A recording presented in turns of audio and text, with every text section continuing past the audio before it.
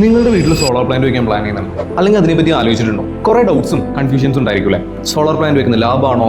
എത്ര kilo വാട്ടിന്റെ plant ചെയ്യണം? അതിനെന്ത് ചെലവാകും? എന്റെ വീട്ടിൽ സോളാർ പ്ലാന്റ് വെക്കാൻ പറ്റുമോ? ഇങ്ങനെ ടോപ്പ് ടു ബോട്ടം നിങ്ങൾക്കുള്ള എല്ലാ കൺഫ്യൂഷൻസും ഞാൻ ക്ലിയർ ചെയ്ത് തരാം വൺ ബൈ വൺ ആയിട്ട്. Hi, I am Nivith Wilson, project manager, Ecosphere Power Solutions. So first question, why solar? എന്തുകൊണ്ട് ഞാൻ സോളാർ വെക്കണം? ഞാനിതൊരു സിമ്പിൾ എക്സാമ്പിൾ വെച്ച് പറഞ്ഞുതരാം. 10 വർഷം മുന്നേ കേരളത്തിലെ പെട്രോൾ വില 68 രൂപയായിരുന്നു. ഇന്ന് 2026 113 രൂപയ്ക്ക് മുകളിലാണ് പെട്രോളിന്റെ വില. ഏതാണ്ട് 68% ഓഫ് ഇൻക്രീസ്. ഇത് എന്തുകൊണ്ടുണ്ടാവും ചിന്തിച്ചിട്ടുണ്ടോ? The answer is simple. More people started using vehicles, demand increased and the supply became more challenging. ടാക്സസും എക്കണോമിക് ഫാക്ടേഴ്സും ഒക്കെ ഇതിനെ എഫക്ട് ചെയ്യുന്നുണ്ട്. ബട്ട് സ്റ്റിൽ ഡിമാൻഡ് കൂടുമ്പോൾ പ്രൈസ് കൂടും. ഇപ്പൊ നിങ്ങൾ വിചാരിക്കുന്നുണ്ടാവും പെട്രോളും ഇലക്ട്രിസിറ്റിയും തമ്മിൽ എന്ത് ബന്ധം?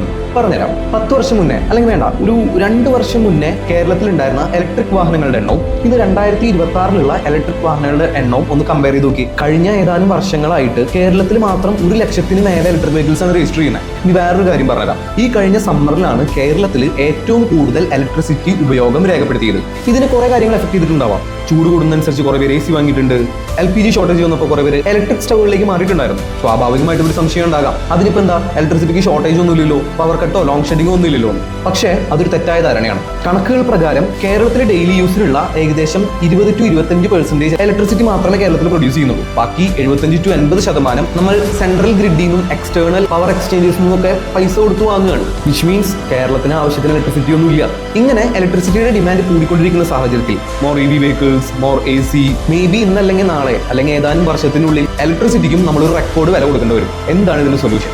B energy independent. നിങ്ങൾക്ക് വേണ്ട ഇലക്ട്രിസിറ്റി സ്വന്തമായി ജനറേറ്റ് ചെയ്ത് ഉപയോഗിക്കുക. സിമ്പിളായി പറഞ്ഞാൽ switch to solar. With a properly design solar plant നിങ്ങൾക്ക് നിങ്ങളുടെ റൂഫ് ടോപ്പിൽ തന്നെ ഇലക്ട്രിസിറ്റി പ്രൊഡ്യൂസ് ചെയ്ത് ഉപയോഗിക്കാം. എത്ര വേണമെങ്കിലും AC ഉപയോഗിക്കാം. പേടിയില്ലാതെ എത്ര ഇലക്ട്രിക്കൽ ഡിവൈസസും ഉപയോഗിക്കാം.